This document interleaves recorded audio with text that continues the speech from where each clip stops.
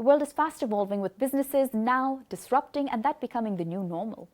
The use of artificial intelligence, algorithms, data processing, and mathematical rules has become a must for organizations irrespective of sector. So up next, we have a fireside chat between Ram Charan, Global Advisor to CEOs and corporate boards, and Prasad Sangameshwaran, editor, etbrandequity.com.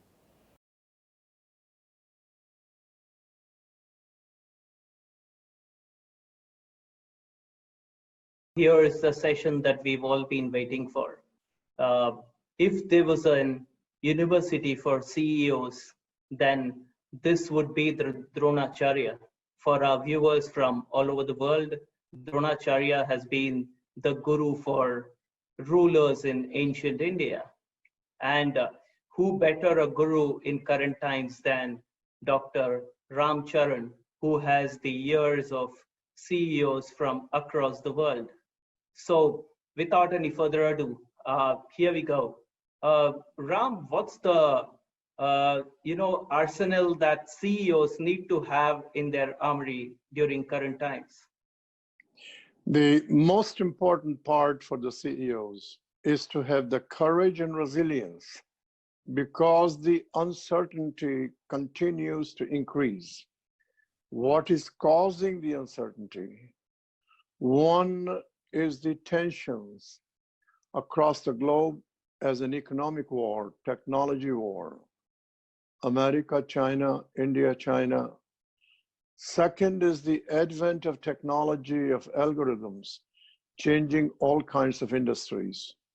And third, the society, the communities have found their voice, and therefore they are asking for their rights, whether it is inequality, whether in racism like in America, and at the same time, the really terrible effect of COVID-19, where the economy has stopped in its track.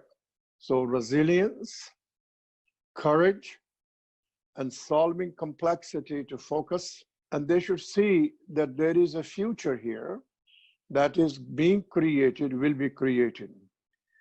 The one more important point is now the safety of the employees, something we have not paid enough attention in the past. Sir, in these days, we could also say that consumer psychology has been altered like never before in the past few months. So what are some rules that companies need to follow while reimagining customer expectations in the post-COVID era? Yeah, very good question. And that is the technology driving. There are about a dozen companies in the world using algorithmic technology, changing industries, and they invented that you treat each customer as unique and single customer. And as a result of that, the consumer behavior is changing, expectations are changing, and every company must have the customer as what I have come to call C=1, not a mass production, not a segmentation. And to do that, you need digitization. And therefore, collect data, and you've got to use some intuition to have continuous scanning how the behavior of the consumer changing.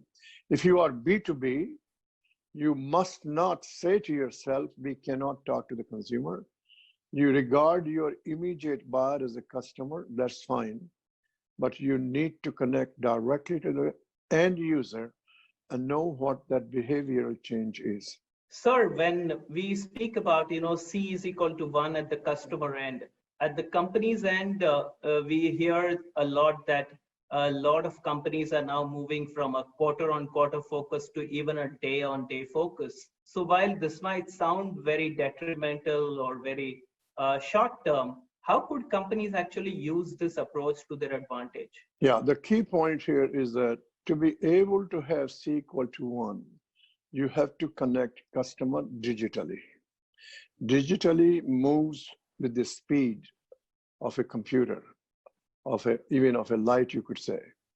And therefore, the computerization use of algorithms have a day-to-day adjustment doing that. And that is what makes an Amazon different. And that's what makes a Facebook different. That's what makes an Alibaba different. Now we have a cottage industry has evolved that you too can do it at low expense in a short period of time. There are companies that will connect you directly with the end user. They can connect with your data, single source of truth. And that you build an engine that adjusts day to day your inventories, your pricing, your behavioral analysis. All these things are now available at lower cost. Many of these vendors are in India. Lovely. So that means advantage India in the new era. No doubt. But our companies need to find these companies. They are there. And they will do a lot of things for you at very low expense. You don't need large vendors. It's not a high expense. I ran into a company that is competing directly with Amazon and with Walmart in America. And this India-based company created the direct connection to the end user in less than 150 days, in less than $500,000. And they are now behaving the same way as the other two companies. Wow, that sounds amazing. So here, if I may shift kind of the needle towards another topic that's kind of concern, what are kind of 3 simple steps to build a cash-rich organization? And that too without, short selling your customer, your employees, or your shareholders. Oh, yes. So the first thing I want you to know, I'm talking here first of the existing companies. Right. I will take that separately, the startups. They're different category. In the existing companies, if you imagine end-to-end chain of your business, one, the front part of your business connecting to the customers and the consumers, and the back end part of the business where you have the suppliers and vendors, and you will have some partners. So connecting digitally, you will find you create priorities. Where the cash is used, how it is used, and what are the sources of cash. So there are simple business things. One is collection of receivables. In the COVID situation, that has been a major problem. Second is the inventories and flow. And third is the cost structure. Right. So each company needs to see what are these priorities. They should do very quickly the digitization of those and make decisions so your cash usage is less, cash generation is better. And then think about 2 or 3 years out and say, what is the new market space? How it is changed by digitization? What's the new products which are faster, better, and cheaper? And that will increase your gross margin at lower prices to the consumer. This is what I've called in my upcoming book, Rethinking Competitive Advantage. It will be on in November. We call the principle of increasing returns. It is here. It was invented in the early 90s. And that's how Amazon has an increasing cash flow, increasing gross margin. Now, Microsoft is on the same plane, and so is Adobe. You convert your company to a data company with physical deliveries. You will see a cash generation machine. But what if you are in a business that does not permit maybe a large amount of digital conversion? So how would you deal with that? I think most companies will permit that. 95, 98. But if you can remind me a company that is not, let me know. And maybe I can suggest to you how to do that. I just can't imagine. If Singapore government can do it, I can't imagine a single business that cannot be done. Because it's not a digital company.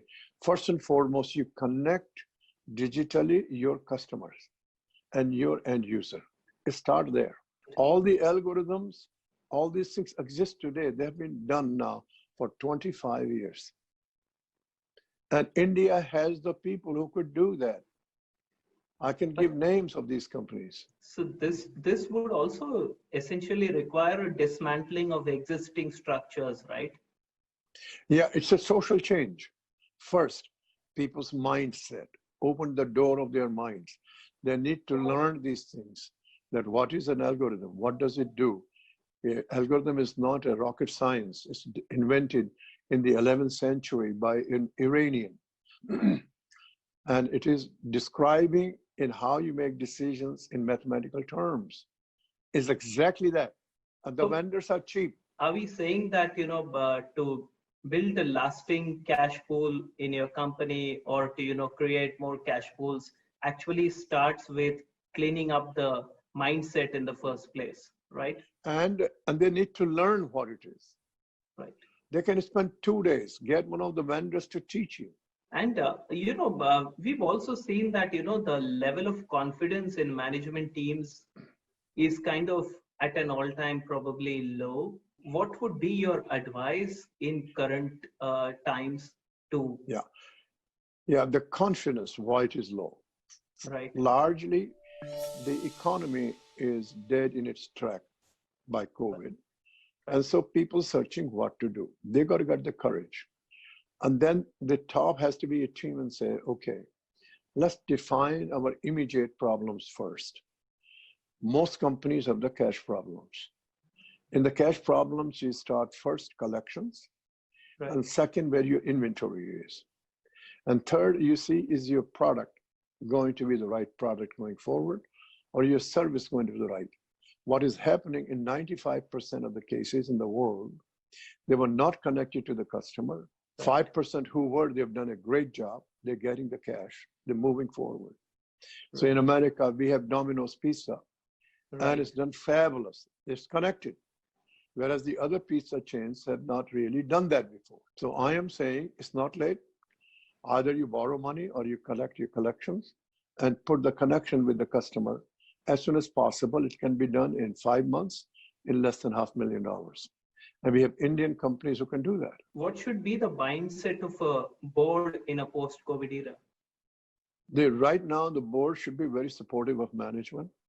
They should conserve management's time. They should very quickly set 3 priorities management needs to focus. There is no ambiguity about it. And those priorities have to be cash, has to be continuity of the existing business, employee safety. And in that one, authorize them to the management what digitization they need to do and how to spend the right kind of money in new product development to take advantage of the change. And sir, while digital aids the power of simultaneous dialogue, and you have kind of spoken in the past about this, but what are some of the speed checks that companies need to put in place when there is simultaneous dialogue happening? So the key point there is the single source of data. So if you have 5 layers, 6 layers, you, the CEO and the top team, should decide, and I hope you do, that when a decision to be made, you get all the right people on the video, on the call.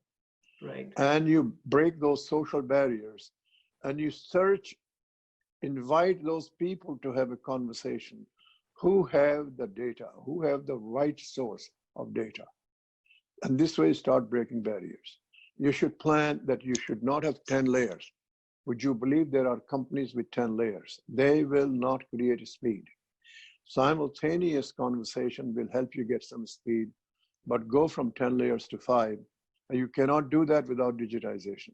Okay, sir, but while cutting down layers, it's often layers at the bottom that companies tackle first because they are too scared to let go of their own comfort zones, which is the middle and the top management. Is this going to be a permanent change in this mindset as well?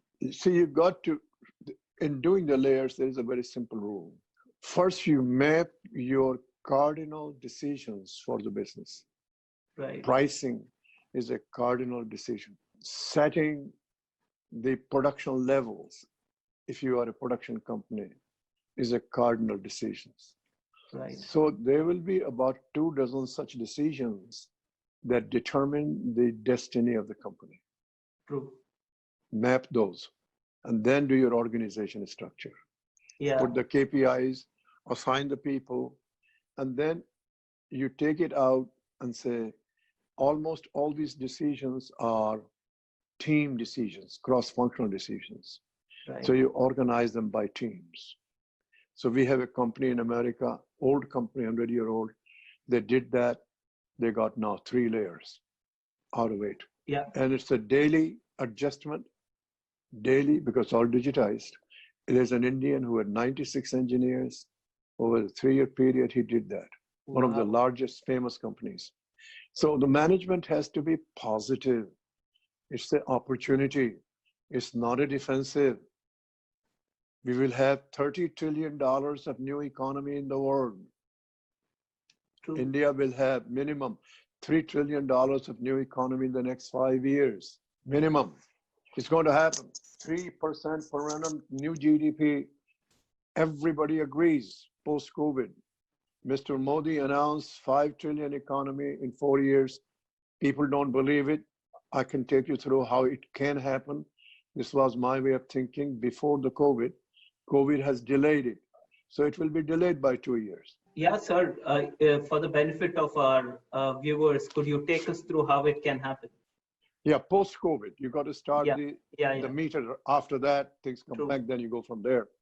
Number one, most important, $1.25 trillion program for infrastructure. And to do that, I would recommend to the Modi government, they let the foreign companies to come and they should build it and create a 20-year payment agreement that they can come and charge the tolls on this investment in 20-year basis like you do mortgage payment.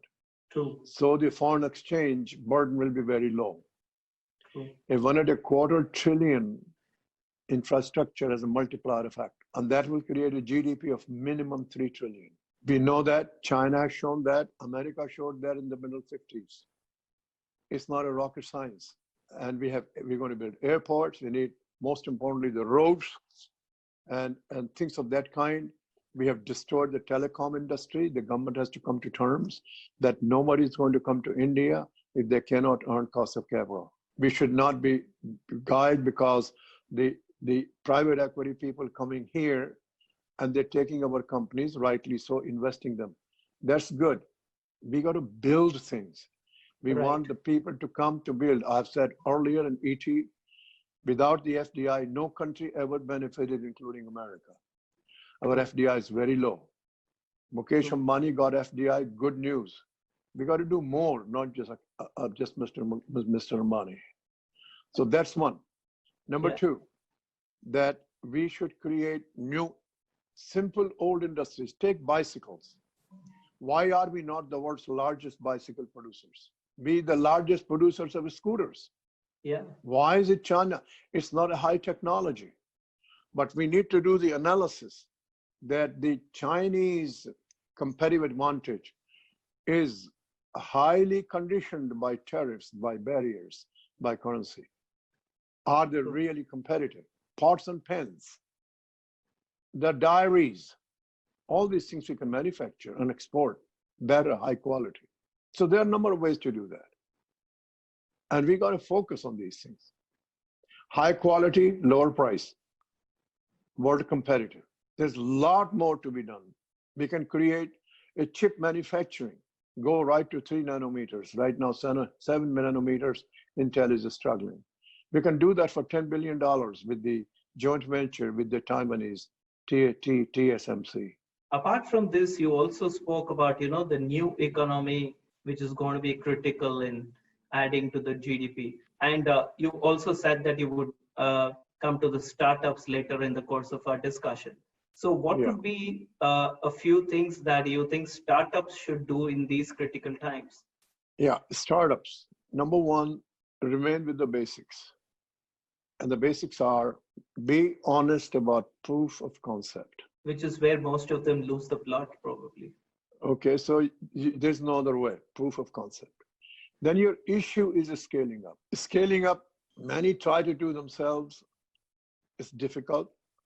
And many going to go to larger companies who have the access to the market. And we need to figure out a way that how the individual startup entrepreneur struggles and decides what's the best way to start up, to scale up.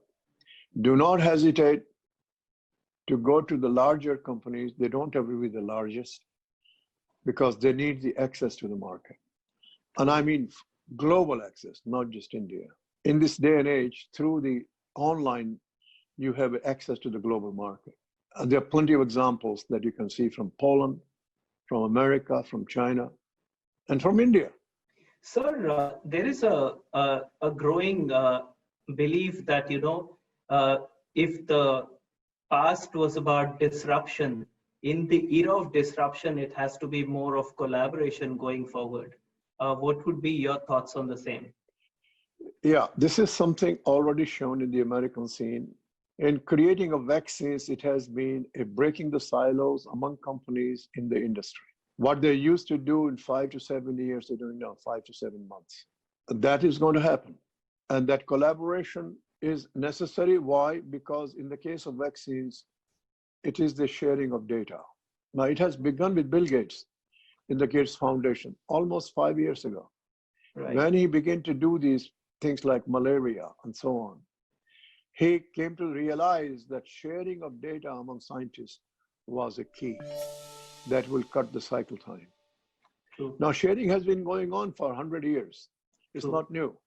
True. 50 years ago, 60 years ago, the government in America allowed GM and Ford to work together to design a common engine. We should take that initiative. In India, even more so. But the problem is that some of the things we are doing in a very idealistic way. Competition for a competition's sake and destroying the industry. Airline industry has been destroyed. It's essential to have a good airline industry that earns cost of capital. India is not America. America suffered in the airline business not to have cost of capital earned for 20 years, eventually begin to change. True. So all infrastructure industries must earn cost of capital because India cannot grow without FDI and import of technology. True. That is necessary for self-sufficiency that the Prime Minister has laid out. Amazing. You've listed down two critical industries for the future. One is telecom for India, and the second is aviation. Are there any more Road building, infrastructure? tertiary education that produces employable graduates who can be employed day one. We should choose industries in which we want to excel. We cannot excel in every industry. In Japan, excels in the auto industry. They excel in a number of components industry, not everything. Nobody calls Japan in pharmaceutical industry. So if you had to kind of advise India to excel in one industry, which would it be? Build on the one we already have, the best in the world, what we used to call outsourcing. Go to the front end, go to the new one. So much to go digital industry. There's so much scope. Don't have to invent the place. Something we know, something we have a brand, something we are in many companies in the world. IBM in India, Accenture in India, they're using Indian talent. Right. They're putting more people off their businesses in India. Why aren't we doing it? What can we do to do? What are the hurdles for them? Remove the hurdles, no subsidy. They generate cash for India. So at present, what are you seeing are the hurdles for Indian tech companies to make it to? I think the key point is that they need to move forward to from the cost-based IT mentality to platform, right, to go into the businesses, and they need to see how they can improve their profitability, their cash usage, their customer connect, change their internal side, be a partner, get paid by the value, not by the hour, and have some more companies to come in. So we have this cottage industry coming, they're rising, coming along. But start there where we are very strong. The pharmaceuticals, generics, we are very strong. Right. Let's move on that. So instead of developing new frontiers, let us strengthen our current. No, we can develop those too. Yeah. But let's become number one, number two in what we know best. And the market is there. And bring technology and FDI, but in a way that we earn cost of capital. Our 3 or 4 major outsourcing companies are very profitable. Final question, sir. If the top management is coming to you on a day-to-day basis, increasingly, what's the trend that you've been seeing in the last 3-4 months, if I may say, among the concerns? What are the rising concerns among global CEOs across the world? You see, there are 2 simple categories, and I use the word simple because there are many categories. Right. And you've been known to simplifying very complex issues. So, No, thank you. Thank you. The simple category one is defensive. right, Second category is offensive. right. So I'm getting both sides. Wow. Okay. Defense part is reputation, safety, and if I have a cash problem, how do I deal with it? Offense part is, yes, we're going to go through this. What's the new vista? What's the new market space? How the market space is changing? Right. What do I think where we should put our experimentation, our incubation, our areas to experiment, to create a new space, to take the company new heights. So the offensive space looks more like the approach in the days ahead. Would you say that? Yeah, offensive means looking for identifying the new market space or Right. converted market space to Right. take the destiny to a very high level. But while playing on the front foot, again, what are the safeguards you need to put in place? Now, the key point is something I like Jeff Bezos, the CEO, founder of Amazon. Yeah. It's a truism of my 50 years watching this. Wow. That if you think 7, 8 years, 9 years out, there are a number of things you can pretty well dictate. Right. Could be very, like the demographics. So the demographics, pretty certain thing to be able to forecast. True. And then you say, if you're going to have the principle of faster, better, cheaper, you see what will be a need. And at that estimate of your need, quantifying that need or quality of need, Right. there is no competitor there. Right. And you work backwards today, what do I need to experiment? What do I need to test as a startup type of idea? Right. So he developed 18 experiments that have failed. Yes, I have a list. And now so we say, it's okay, you can afford that because those investments are very low. Right. But some few came through so well that you know is now the largest market value company in the world. Basics with digitization. So stick to the basics is kind of the key message that has been coming across a lot of what we spoke earlier today. No, I will tell you, Prasad, 50 years of my work across the globe. I'm in Brazil, China. I've been China, until the COVID, 8, 9 times a year, working Right. with CEOs alone. Right. Is that higher they have gone from low-level jobs to higher level jobs. Yeah. CEOs always reduce everything to the basics. Wow. They are the masters of the basics. You look into our Indian industry, music, Right. movies. If you really study those people, like Shailendra, like Hasrat, Yeah. these guys were the masters of the basics. Right. Kishore Kumar, master of the basics. Lata Mangeshkar, masters of the basics. And you see, if you watch those continuously over a 20-year period, you will see how they have mastered those basics and how they create their professional output linked to the change in the movies, in the pictures. They are those stars in the same thing in every profession. In sports, it's the basics. They practice. Same thing at the CEO level. So what we do, we teach 101 in the undergraduates. Nobody remembers anything. These people pick it up either through reading books on their own, and they master those basics. Amazing, sir. We could go on forever discussing this, and it's been such an enlightening evening sitting and chatting with you. Thank you so much for taking your precious time out and spending this with us.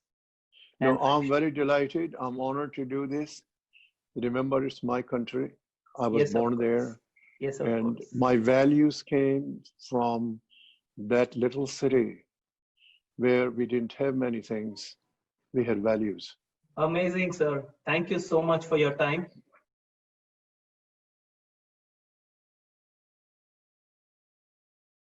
Do share your feedback on this session with us, and also remain connected via social media using the hashtag #ETGlobalTownHall.